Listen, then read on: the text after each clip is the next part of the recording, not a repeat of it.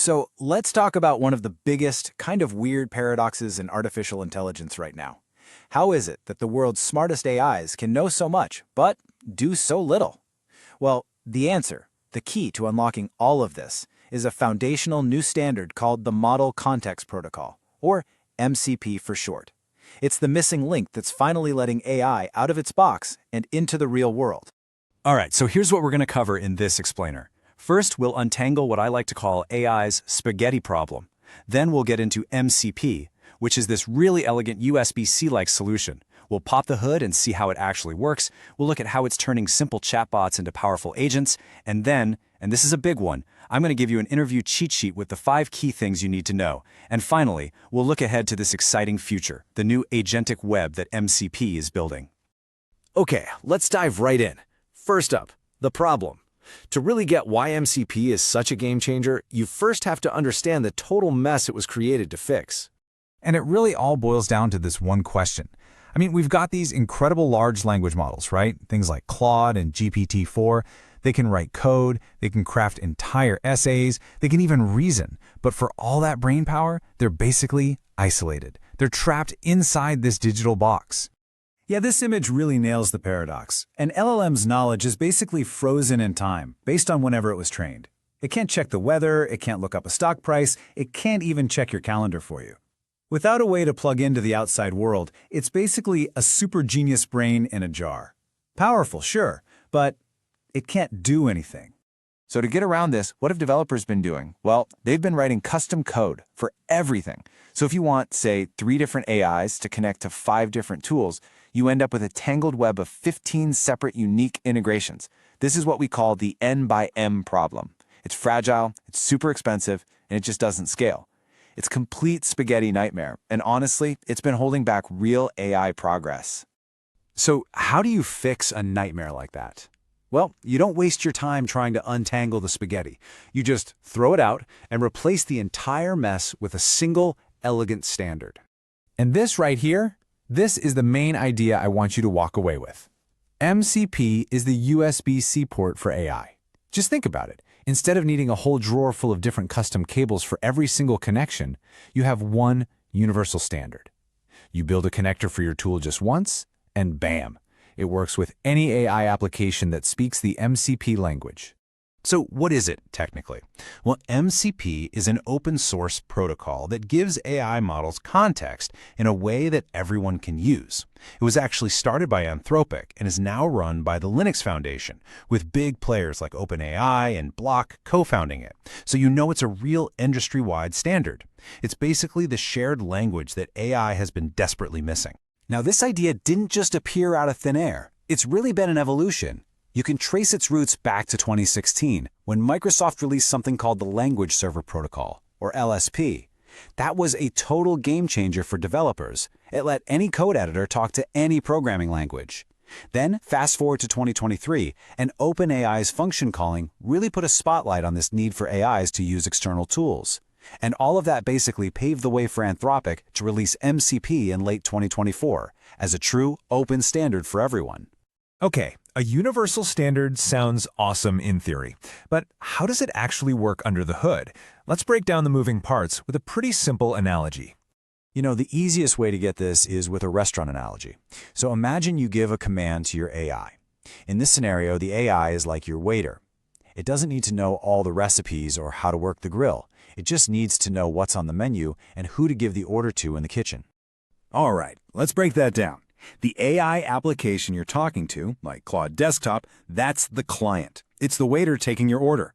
The outside tool, say a Slack API or a database, is the host. That's the kitchen, doing the actual work. And then sitting right in the middle, you have the MCP server. And this is the magic piece. It's the menu. It's what tells the AI exactly what tools it can use and how to order from them. Let's look at how this stuff is already being used to create some pretty incredible real-world applications. This is where it gets fun. And it all happens in this simple 5-step loop. First, you give the AI a task. Then, the AI uses MCP to discover what tools it has available to it. Third, it invokes the right tool for the job, maybe a database query or an email sender. That external tool then does the actual work. And finally, the AI confirms the task is done and gives you the result. It's simple, it's powerful, and it's incredibly effective. Let's walk through a real example. Imagine you tell your AI, hey, find the latest sales report and email it to my manager. Okay, here's what happens behind the scenes. First, discovery. The AI's client looks around and finds the tools it needs, one for querying the database and one for sending emails. Next, invocation. It calls that database tool to get the report. The MCP server then does the action. It securely grabs that data and sends it back. With the report now in hand, it kicks off a second action. It calls the email tool. And finally, you get the confirmation. I've found the report and sent it to your manager. A pretty complex task, all handled seamlessly. Now for developers out there, this is a massive deal. Seriously, imagine not having to constantly switch windows and leave your code editor just to check a database status or manage your cache.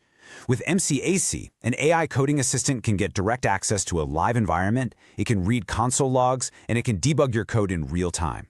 It's all about making developers faster and keeping them in that state of flow.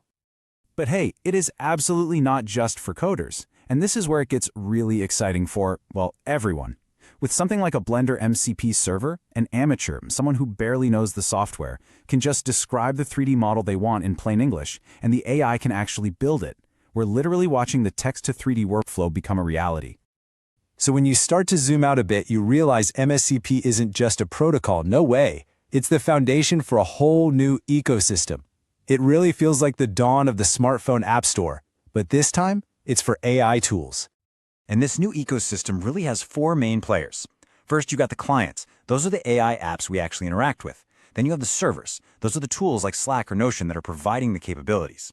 Third, the marketplaces, which are going to be like app stores for finding new servers. And finally, you've got the infrastructure providers who make this whole thing possible.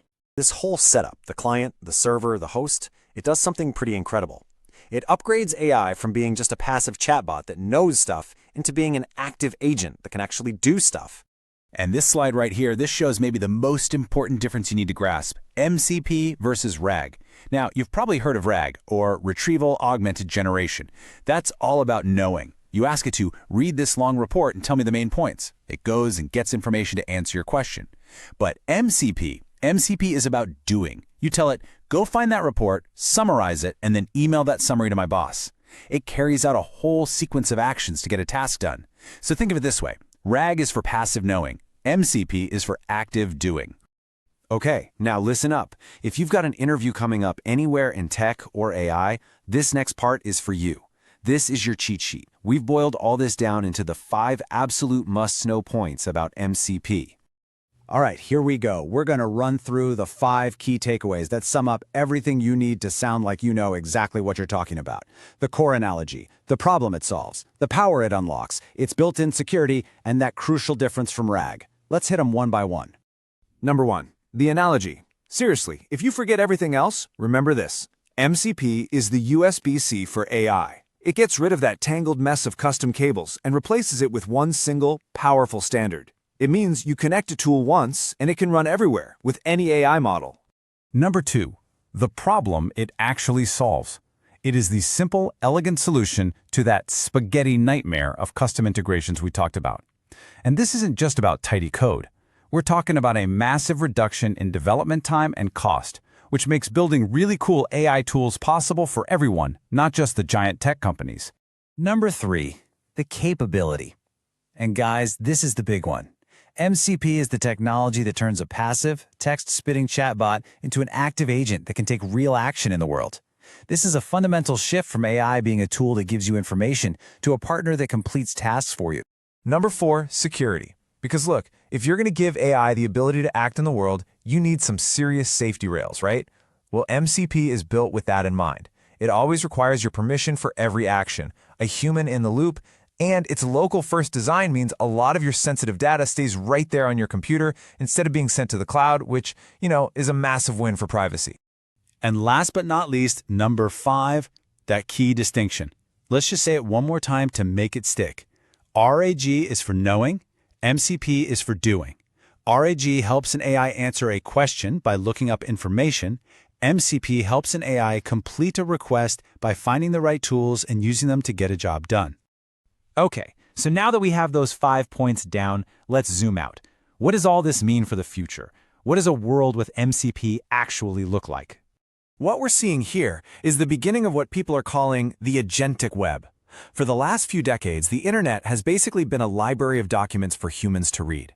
Now, it's becoming an infrastructure of tools for AIs to use. Soon, websites won't just have pretty content for our eyes. They'll have these machine-readable menus of actions that an AI can perform. The whole game is about to change. It's not just about having the best content anymore. It's about offering the best tools for AI agents to use. For MCP to really hit the big time, there are a few key hurdles to clear. We need standard, secure ways to handle things like authentication. We need a kind of yellow pages so AIs can discover new tools automatically. And we definitely need to make it way easier for people to create and host these servers. But you know what? These aren't really roadblocks. They're the next big opportunities for builders and developers. And if the community solves these problems, the implications are just massive. The whole competitive landscape of software could change. It might not be about who has the best API anymore. The real advantage might go to the companies that build the best, most useful, and easiest to find tools for AI agents to use. All of this leaves us with one final, pretty provocative question. As this protocol gets better and the world of tools built on it grows, are we actually watching the birth of a universal nervous system for AI? A standard that could connect all of these brilliant digital minds into a new kind of agent that isn't just smart, but is truly and powerfully autonomous.